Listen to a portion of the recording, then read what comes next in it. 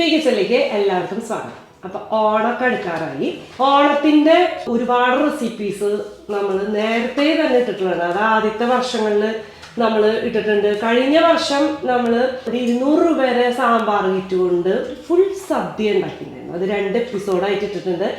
അതിപ്പോ ആ ഓണത്തിന്റെ ഇടയിലായ കാരണം കുറെ പേര് അത് കണ്ടിട്ടില്ല.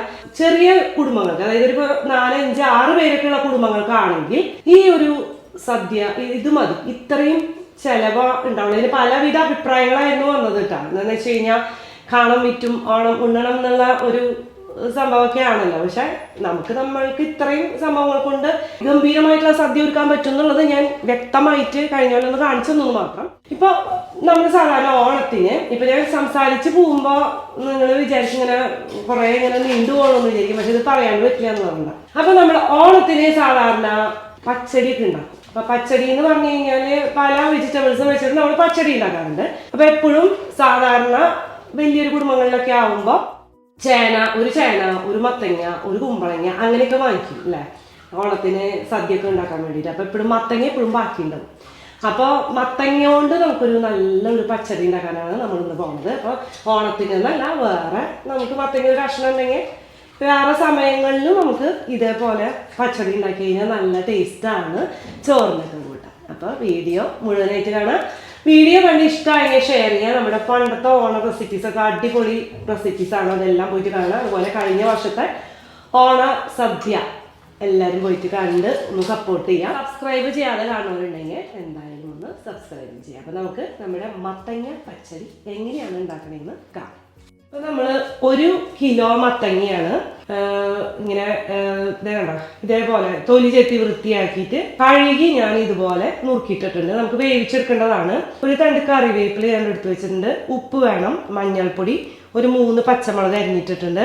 പിന്നെ നമുക്കൊരു 1/2 കപ്പ് നാളികേരം, കുറച്ച് ചെറിയ ഉള്ളി, നല്ല ജീരകം ഞാൻ ഒരു 1/2 ടീസ്പൂൺ എടുത്തിട്ടുണ്ട്, 1/2 ടീസ്പൂൺ കടുക്, 2 കഷ്ണം വെളുത്തുള്ളി, 2 ചുവന്ന ഉള്ളി. അപ്പൊ ഇത് രണ്ടും ഇതിൽ അരച്ച് ചേർക്കണ്ടെന്നുണ്ടെങ്കിൽ നിങ്ങൾക്ക് ഇത് അവോയ്ഡ് ചെയ്യാം കേട്ടോ, വേണ്ടാന്ന് വെക്കാം. പിന്നെ നമുക്ക് വേണ്ടത് കാച്ചിടാൻ വേണ്ടിയിട്ട് 1 ടീസ്പൂൺ കടുക്, 2-3 വറ്റൽമുളക്, കറിവേപ്പില, വെളിച്ചെണ്ണ, 1 കപ്പ് തൈര് വേണം.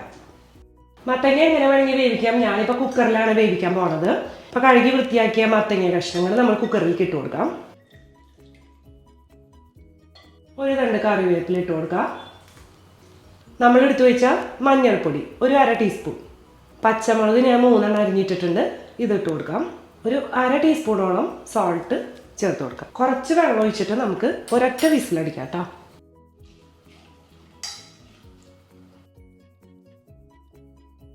മത്തങ്ങ വേവുന്ന സമയം കൊണ്ട് നമുക്ക് നാളികേരം ഒരു മിക്സിയിലെ കപ്പിലേക്ക് ഇട്ട് കൊടുക്കാം. ഇനി ഇതിലേക്ക് നല്ല ജീരകം ആഡ് ചെയ്ത് കൊടുക്കാം, കടുകും വെളുത്തുള്ളി, ഉള്ളി. ഇതിനി കുറച്ച് വെള്ളം ചേർത്തിട്ട് നന്നായിട്ട് അരച്ചെടുക്കാം. കുക്കർ ഒരു വിസിലൊക്കെ അടിച്ചിട്ട് അതിൻ്റെ ആവിയൊക്കെ പോയിട്ടുണ്ട്. നമുക്ക് തുറന്നു നോക്കാം. മത്തങ്ങ നന്നായിട്ട് വെന്തിട്ടുണ്ട്. അപ്പം നമുക്ക് ഈ സ്പൂൺ കൊണ്ട് ഒന്ന് ഉടച്ചു കൊടുക്കാം കേട്ടോ. ഇനി നമുക്ക് ഈ കുക്കറിൽ തന്നെ വേണമെങ്കിൽ പ്രിപ്പയർ ചെയ്യാം. ഞാൻ ഈ തൈരൊക്കെ ഒഴിക്കുന്നത് കൊണ്ട് ഞാനൊരു മൺചട്ടിയിലാണ് ഞാൻ ചെയ്യാൻ പോണത്. അപ്പം ഇത് നമുക്കൊരു മൺചട്ടിയിലേക്ക് ട്രാൻസ്ഫർ ചെയ്യാം.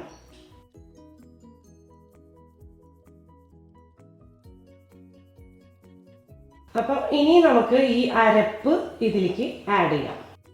എന്നിട്ട് നന്നായിട്ട് തിളപ്പിച്ചെടുക്കാം കേട്ടോ. നന്നായി മിക്സ് ചെയ്ത് കൊടുക്കുക. നാളികേരത്തിൻ്റെ ആ റോസ് സ്മെല്ല് പോകുന്ന വരെ നമ്മൾ തിളപ്പിക്കാം.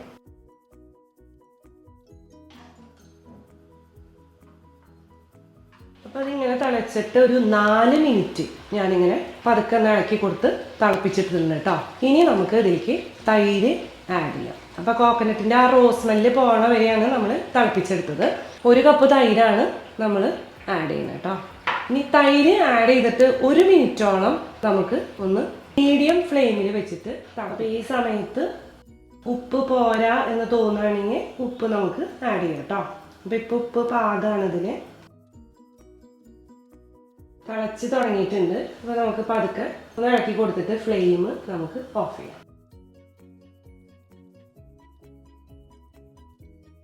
ഇനി നമുക്കൊരു പാൻ അടുപ്പത്ത് വെച്ചിട്ട് കുറച്ച് വെളിച്ചെണ്ണ ഒഴിച്ചു കൊടുക്കാം. വെളിച്ചെണ്ണ ഒന്ന് നന്നായിട്ട് ചൂടാവണം കേട്ടോ.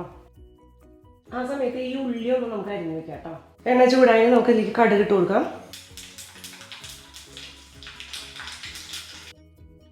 കടുക് പൊട്ടി തുടങ്ങുമ്പോൾ നമ്മൾ വറ്റൽമുളകും വേപ്പിലയും ഇട്ട് കൊടുക്കാം.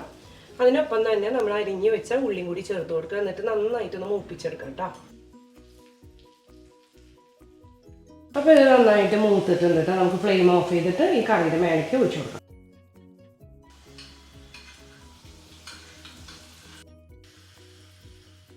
അപ്പോൾ നിങ്ങൾക്ക് പച്ചടി ഈ ഒരു കറിയുടെ രൂപത്തിലാണ് വേണ്ടതെന്ന് വെച്ച് കഴിഞ്ഞാൽ ഈ ഒരു കൺസിസ്റ്റൻസിയിൽ നിങ്ങൾക്ക് എടുക്കാം കേട്ടോ.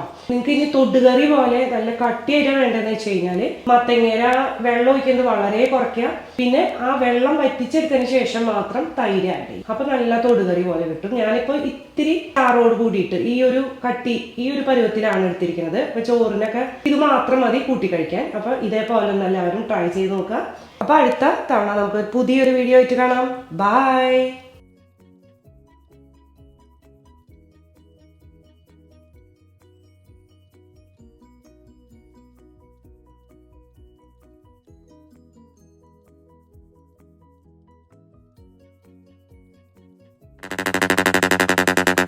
Yes.